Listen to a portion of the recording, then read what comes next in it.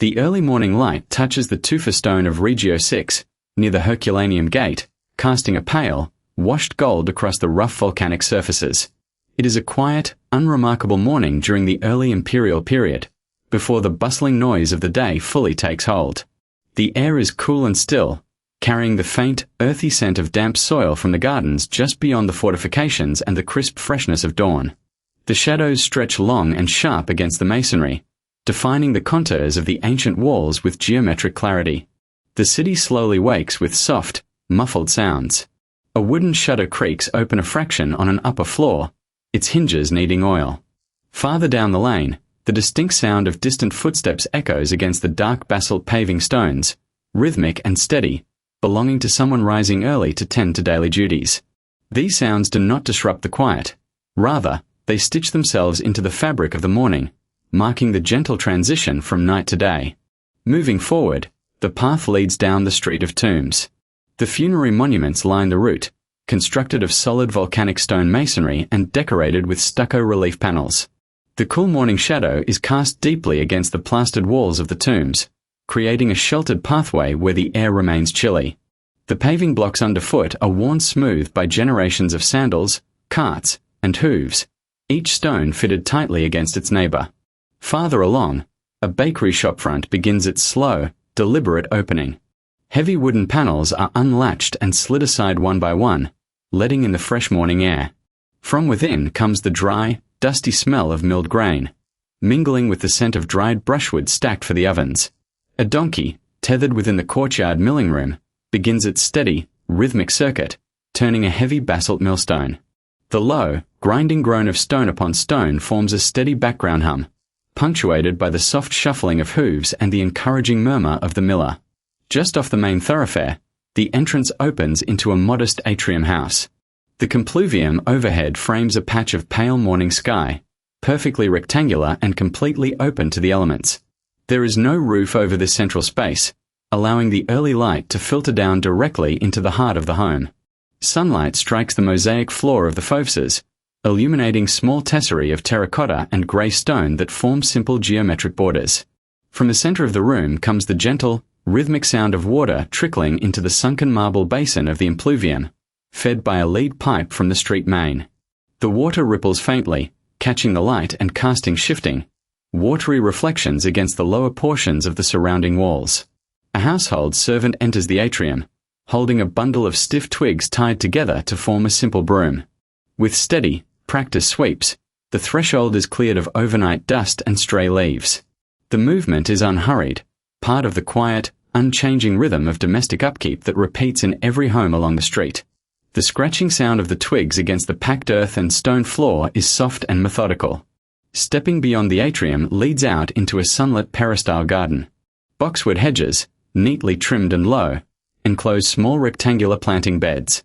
Plaster columns, fluted and painted with a durable lime wash, support a small shaded walkway around the garden perimeter. Small terracotta olive oil lamps rest in shallow wall niches, extinguished from the night before, their clay surfaces cool to the touch.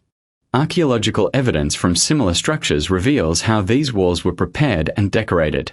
Where the plaster remains smooth and intact, traces of bright pigments such as cinnabar red and yellow ochre hint at the vibrant color schemes favored during this period. Cinnabar, an expensive mercury sulfide imported from distant mines, is used sparingly for deep red accent panels, while native ochres provide the warm, earthy yellow fields that frame the lower walls. These colors are applied to wet lime plaster through the fresco technique, binding the pigment directly into the wall as it cures. As the sun climbs higher into the mid-morning sky, the light shifts across the courtyard wall, lengthening the illumination and pulling the shadows into shorter, crisper angles. There is no sense of rush or urgency in the movement of the household or the people passing outside in the lane. The morning advances with a steady, predictable grace, anchored in the physical reality of stone, wood, and water. The movement leaves the residential interior behind, stepping smoothly from the quiet atrium back onto the sunlit secondary street as midday approaches, leaving the rhythmic drip of water behind in the cool shade of the house. The transition leads back out onto the secondary street, specifically the broad and orderly line of the Via di Iola, where the warm afternoon light reflects off pale stucco facades and limestone blocks. The air carries the distinct weight of the post-meridian hours, when the direct heat of the sun softens slightly and the pace of daily commerce settles into a steady, reliable rhythm. A short distance along the lane stands a cloth-fulling establishment, or falanica, where the work of cleaning and treating textiles continues beneath the shaded portico. Within the courtyards of the workshop, workers stand waist-deep in stone vats filled with water and alkaline earths, treading rhythmically upon raw woolens to scour away impurities. The sound is a low, repetitive thud and splash of liquid, accompanied by the dull scrape of heavy fabrics being rinsed and wrung out over low stone partitions. It is physical, honest labor, tied directly to the practical needs of the townspeople who wear these garments through the seasons. The tactile materials of the street tell their own quiet story of construction and maintenance. Beneath foot lie the worn grey lava paving blocks, polished smooth by generations of iron-rimmed cartwheels and leather sandals. Between the stones, pale pink mortar holds the pavement firmly in place, while above, orange terracotta roof tiles overlap in neat, repeating rows that channel rainwater down toward hidden cisterns. Wooden window frames, weathered dark by sun and wind, are set deeply into thick walls of masonry, offering simple protection against the midday glare. Farther along the route, the path passes a quiet copona, a neighborhood wine shop tucked into the front room of a residential block. Just outside the entrance, tall earthenware amphorae lean against the counter, their pointed bases settled securely into the packed earth to prevent tipping. The air near the threshold carries the faint, dry scent of dried herbs and aged wine, lingering from storage jars sealed with pine resin.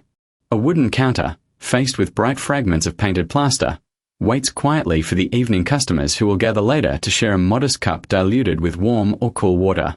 The walk continues toward the eastern edge of the city, drawing closer to the stone defensive walls that mark the municipal boundary.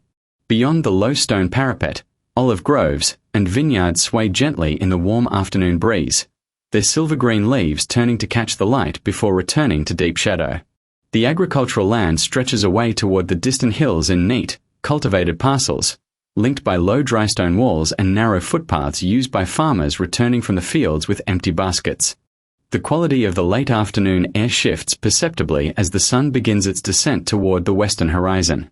The lowering light casts long, clear shadows across the public bath's exterior, stretching dark geometric shapes across the solid brick and opus reticulatum masonry without entering the building itself.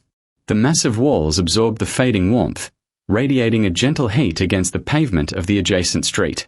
Turning back from the perimeter, the movement slows, returning gradually toward a quiet domestic space as evening begins to settle over the rooftops. The streets grow marginally quieter as morning and afternoon workers finish their tasks and secure their doors. The transition from day to evening is marked not by sudden darkness, but by the gradual deepening of the sky from bright azure to a soft, bruised violet overhead. Within the courtyard of the house, small terracotta oil lamps are lit one by one, their tiny floating wicks fueled by locally pressed olive oil. The flames catch the oil and cast steady orange glows against the whitewashed walls, pushing the darkening corners back into gentle shadow and creating a warm, enclosed sanctuary within the larger body of the city. The ambient sounds of dusk begin to take over the acoustic landscape. There is the rustle of birds settling into the ivy along the garden wall, the distant, muffled closing of a heavy timbered door down the lane, and the fading murmur of voices as neighbors exchange final pleasantries before retreating indoors for the night. The noises of the town soften into a single, uniform hum that gradually dissolves into silence. The narration returns fully to the original quiet image of the morning atrium, where the air is cool and still. Under a clear, deepening evening sky, the steady, rhythmic sound of water dripping into the impluvium basin marks the passage of time, echoing softly off the marble floor and the surrounding columns as the day concludes in total peace.